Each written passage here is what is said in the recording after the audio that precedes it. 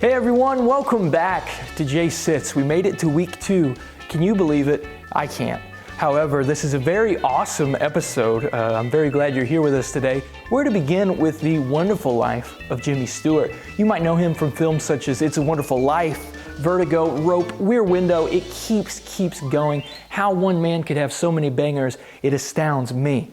However, today I was given the opportunity to speak to Janie McCurgan of the Jimmy Stewart Museum out of Indiana, Pennsylvania. We're going to be talking about their museum. We're going to be looking at some artifacts, talking about the screenplays, the It's a Wonderful Life, and how It's a Wonderful Life was so influential to so many generations of filmmakers, both coming and going. It's a very fun and educational conversation. It's coming your way right now on the Jace Sits podcast. I'll see you there. Hello, everyone, and welcome back to the program. I am Jace Bain, and today we're joined by Janie McCurgan, who is the executive director of the Jimmy Stewart Museum in Indiana, Pennsylvania. And I understand that the site was built on Jimmy's father's hardware store. Could you tell? It wasn't on his hardware store. It's across the street from where the hardware store was. Across the street. Could you tell us more about the history of the museum, how it came to be? Absolutely. So a bunch of people from Indiana thought it would be really cool to honor our hometown hero with a museum and went out to visit him in California. And at first he answered, like, who's going to want to come see a museum about me? Because he was really as humble as you think he was. But eventually he was convinced, and he said, I'll agree to it on 2 conditions. One, that it be humble in size, and 2, that it be located in the heart of my hometown, because he wanted it to economically benefit the hometown that he loves so much. So a site was found in a borough building we share with the library, and it's right across the street from the site of where his father's hardware store was. And what's currently on display? What could somebody go right now and see in the museum? Well, we've got some regular galleries that are always up, and then a rotating gallery that changes. So right now our regular galleries are the Indiana Gallery, which is all about his genealogy, his growing up here in Indiana, his father's hardware store, all the way through when he went to Princeton. And then the next gallery is the Military Aviation Gallery, and it's all about his love of aviation and his really heroic service in World War II as a pilot, where he commanded 20 dangerous combat missions over Germany. And then there are 2 smaller galleries. One is his California office, because he was also a businessman and did a lot of charitable works. And then his boyhood bedroom with the bed he slept in as a child and a lot of things from his childhood. We've got some family pictures in a hallway.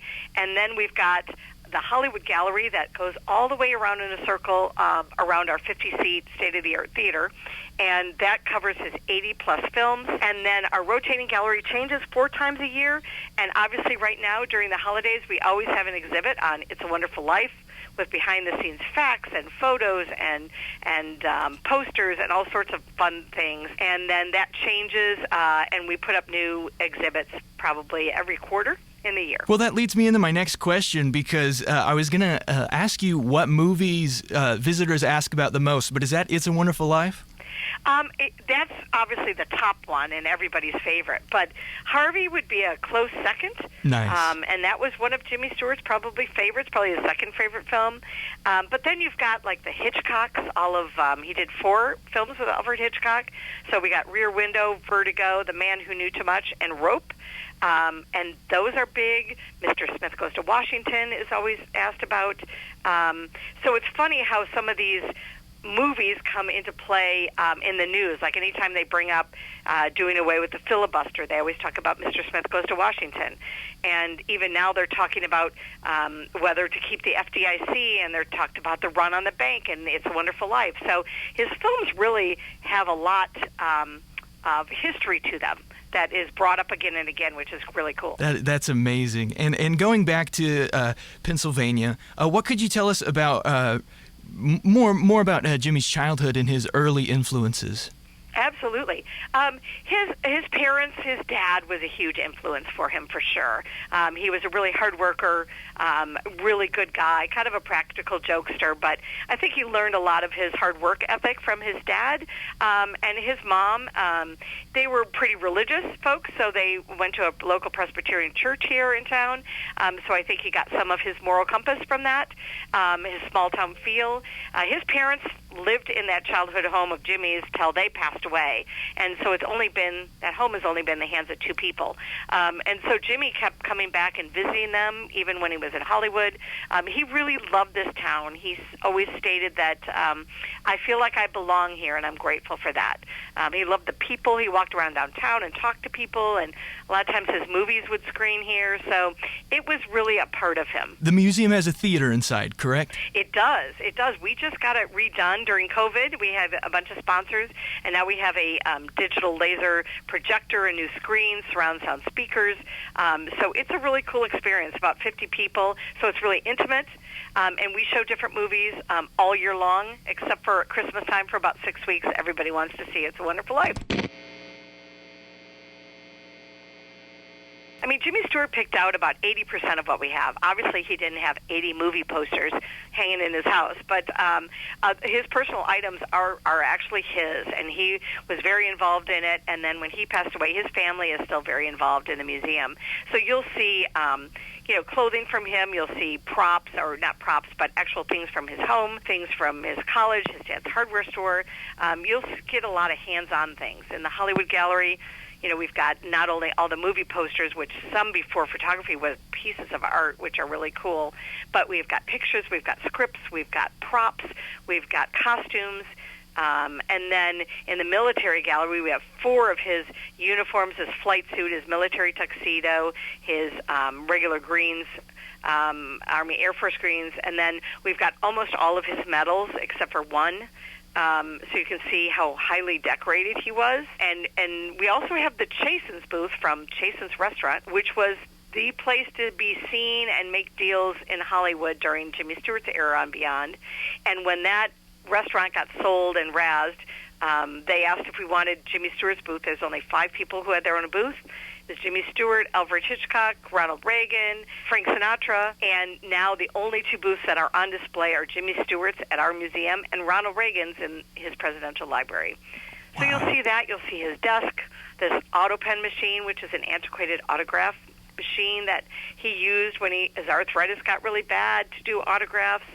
So there's a lot of really cool hands-on, including posters and stories, and it's all laid out amongst the history of the United States.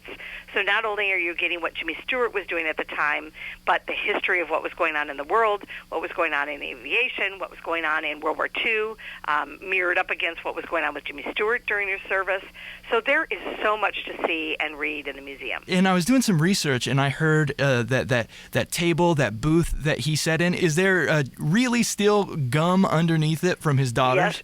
Yes, there is. Wow. His daughters, when their daughters were here, they said, we remember putting chewing gum underneath that table, and we have crawled underneath and taken pictures. So there is still chewing gum underneath the table. That's awesome. That's awesome. Well, I wanted to talk about Jimmy's military service because I'm just a fan. I didn't know about the true history and what all he did and how starting as a private and ending as a decorated colonel. How did his military service influence his life and career at that point? Well, it was interesting because he was a pilot before World War II broke out. He loved flying. He was taking flying lessons and got his pilot's license in California. So he was a very talented pilot. And then when war broke out, he's got a long history of military service in his family, going back to the Revolutionary War with great-great-great-great-grandparents, and his dad fought in World War I and the Spanish-American War. So there's a lot of service. So he felt like, it was his duty to serve his country. And he was drafted, and he actually failed the physical because he was too skinny. And he could have been out. That was his get-out-of-jail-free card. You don't have to serve. But he really wanted to serve. He felt like he was a good pilot. He could do some good, and he felt it was really important. So he went and bulked up and tried his best to gain some weight, and then came back with a doctor's note that said, this is just the way this guy's built. He's lean and lanky. And they accepted him. And then when he started out, they put him behind a desk and also was training pilots in California because he had just won the Oscar for our Philadelphia story. And it would have been a PR fiasco for Germany or Japan to kill him, say, hey, we just, big big movie personality. So they didn't want him to see action. But Jimmy Stewart really fought hard, saying, I've got the skills. I think, I could do some good. And eventually they said, okay, we'll acquiesce. They sent him over to his base was in England. And then he always volunteered for some of the more dangerous missions. He led 20 of them over Germany, and saw a lot of, he lost some men, but he was very heroic, and people had a lot of confidence in him as a mission commander. And then after the service, finally as a brigadier general, which was one of the highest rankings for a Hollywood star. I was wondering about how Hollywood mixed into that time with Jimmy Stewart going over there. Did Hollywood come calling? How did he pick and choose? Now it's time to go do a movie. Now it's time to be in the Army? He was, during the war, obviously he wanted to be treated like everybody else, and he didn't want a lot of photography. He didn't want them to glamorize war, first of all, because it's not a glamorous thing, and he just wanted to be treated like one of the guys. He didn't want, all this press following him and putting pictures of him, in magazines in the United States. And then when he came back, he was really cautious. He decided that he wasn't going to. They wanted him to do war films and also a war film about his service. And he said, no, I won't glamorize it. I'm not going to do a Hollywood version of that. I won't do that. So I think he was really cautious about what he picked post-war. And actually the first movie that he did was It's a Wonderful Life post-World War II service.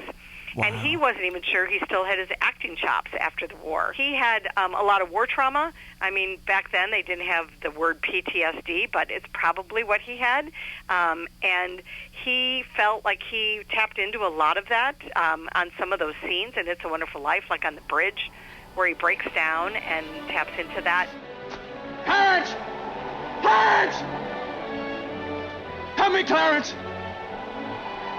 Get me back! Get me back! I don't care what happens to me! Get me back to my wife and kids! Help me, Clarence, please!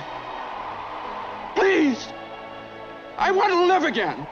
I want to live again! And he felt like that film was very healing and cathartic for him. And it's one of my favorites too. It was so valuable to see. A teacher played it at school when I was in middle school, and I just immediately was captivated by Jimmy Stewart. But I think it's also important to talk about how It's a Wonderful Life.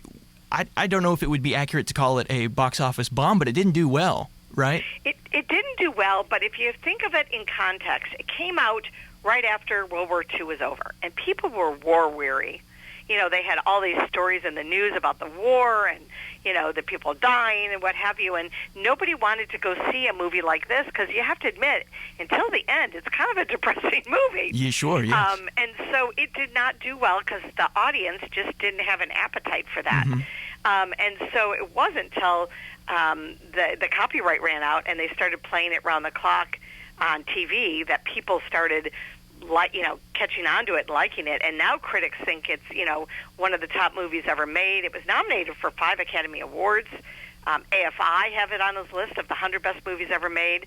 Steven Spielberg actually says he thinks it's in his top 3 best films ever made. Wow. And he watches that and 2 others before he films any other new movie as inspiration. And I think the thing and why people come back to it every year, and I read somebody said something about how in different phases of your life, you take different lessons from this film. Like whether you're a business person, whether you're young, whether you're a business person, whether you're a dad, a husband, whatever he's going through, I think it has a lot of really unique lessons in it that you kind of pick up something different every time you watch it in different phases of your life. The best seat in the house is wherever you hear Jace Sits. He was about to do Winchester 73, and he asked for like $200,000 to get paid for that movie. And the producers say, no, we don't have that money. So he talked with his agent, and he said, we'll take a cut. We'll take a percentage of it.